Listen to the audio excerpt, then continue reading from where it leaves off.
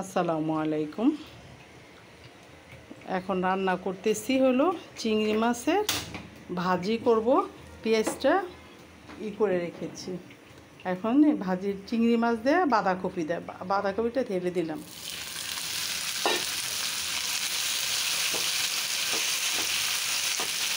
ছোট ছোট চিংড়ি মাছ দিয়ে বাঁধাকপি দেওয়া ভাজি। এই খাবারটা অনেক টেস্ট।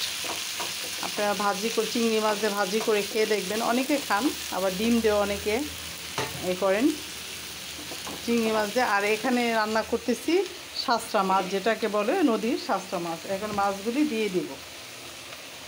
সবজিটা সাজিয়ে দিয়েছি, এর জন্য আপনাদের সাথে শেয়ার করি না। মোটামুটি আপনারা সাজানো তরকারিটা কীভাবে করে ওইটা জানেন, তাই আমি আপনাদের সাথে শেয়ার করি না ওইটা। এখন এই মাছটা দিয়ে দিব। আর এখানে টমেটো, আলু, বেগুন, সিম দিয়ে শীতের সবজি যেটাকে বলে দিয়ে সব শাস্ত্রা মাছ দিয়ে রান্না করতেছি। এখন ধনিয়া পাতাটা দিয়ে দিব,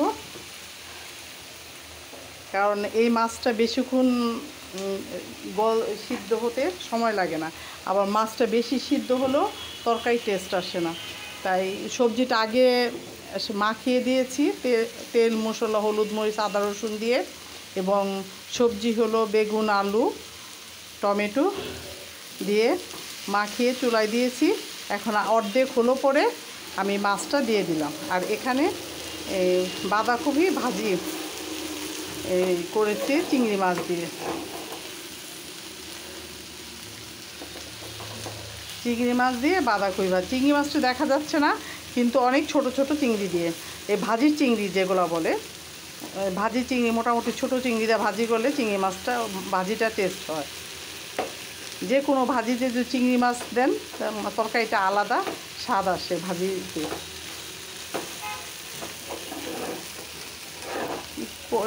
এটা নড়াচড়া করতেছে এখানে। এই তরকারিটা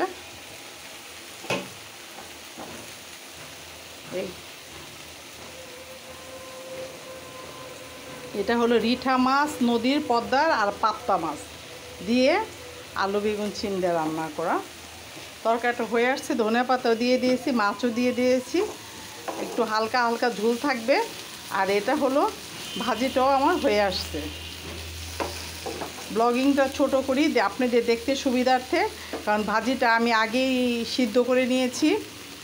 একটু হলুদ, মরিচ, একটু আদা, রসুন দিয়ে, পেঁয়াজের কলি দিয়ে, তারপরে এখন পেঁয়াজ ব্রাউন করে বাগার দিলাম। চিংড়ি মাছটা ওই যখন বাঁধাকপিটা সিদ্ধ করেছি ওর সঙ্গে চিংড়ি মাছটা মিশিয়ে দিয়েছি। এখন তেলে বাগার দিলাম। এটার টেস্টটা অনেক ভালো লাগে খেতে। শীতের দিনে আপনি সবজি যেভাবে রান্না করেন সেভাবেই মজা লাগে খেতে। আমার এটা মোটামুটি হয়ে গেছে ভাজিটা।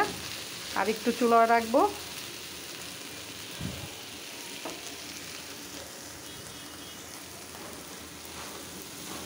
আর ওই তরকারিটা আমার হয়ে গেছে।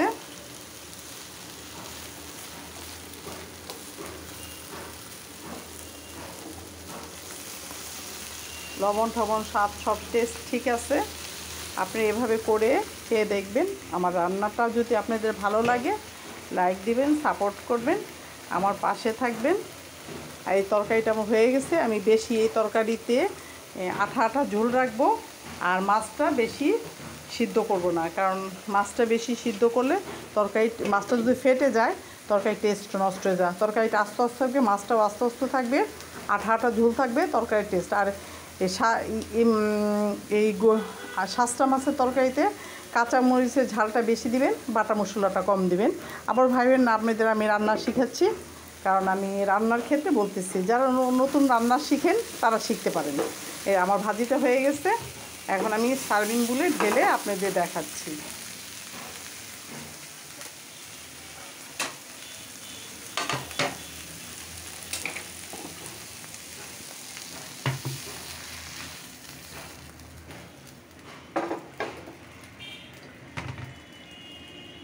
এটা হলো আমার চিংড়ি মাছ দিয়ে কফি আলু দিয়ে ভাজি। দেখেন একদম গরম গরম ধোয়া উঠতেছে।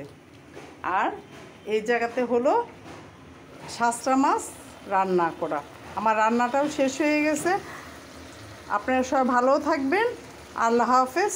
আসসালামু আলাইকুম।